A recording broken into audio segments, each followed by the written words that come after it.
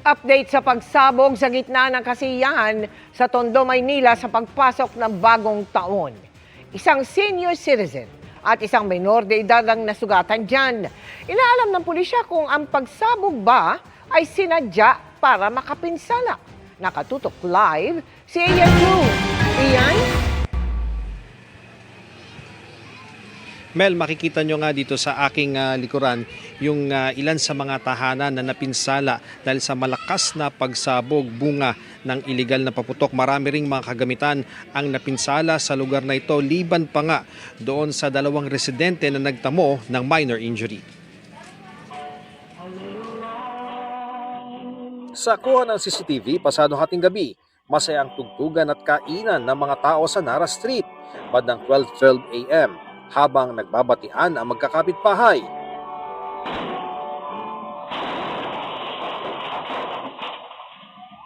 Nagkaroon ng magkasunod na pagsabog.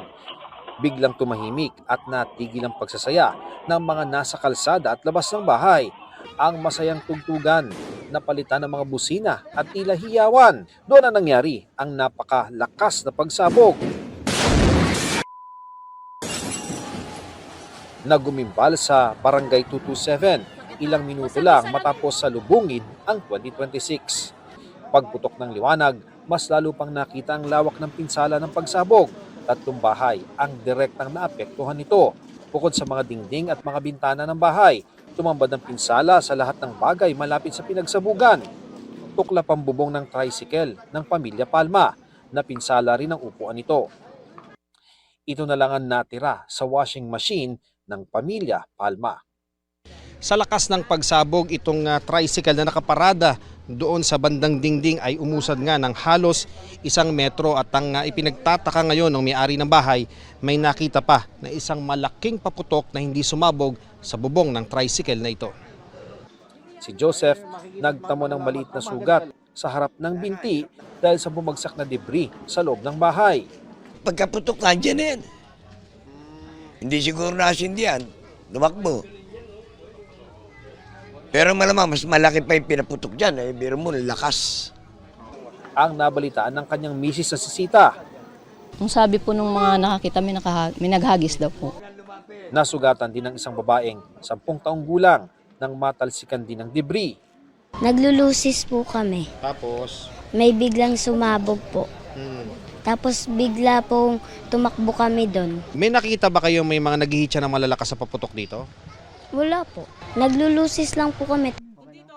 Bintana at screen door ang napinsala sa bahay ni Chiba. Napundi rin ng pagsabog ng ilaw ang kanilang refrigerator. Mabuti raw, hindi siya napuruhan ng pagsabog sa kanyang pagtawid sa daan.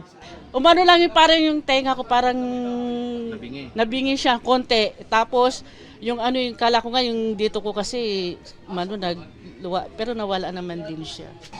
Sa post-blast investigation ng pulisya, low explosive ang component ng sumabog na paputok, patunay ang pushing effect nito sa tricycle. Titignan natin kung talagang sinadya niya ba talagang ilagay yon para masira yung mga kagamitan doon.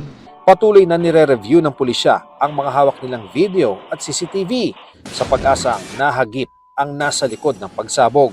Ang Nara Street, isang tawid lang sa Abad Santos Avenue sa kahabaan ng Lorenzo Avenue na dating Batangas Street, kung saan nasabugan ng paputok ang 2 bata noong December 28.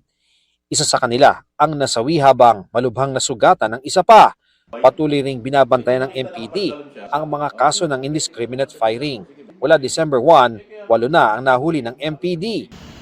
Bandang 1:00 na madaling araw, 2 lalaki ang naaresto sa Ligaya Street sa Sampaloc at nakuha na ng isang kalibre 45 baril, 9 na basyon ng bala at isang magazine na may 4 na bala.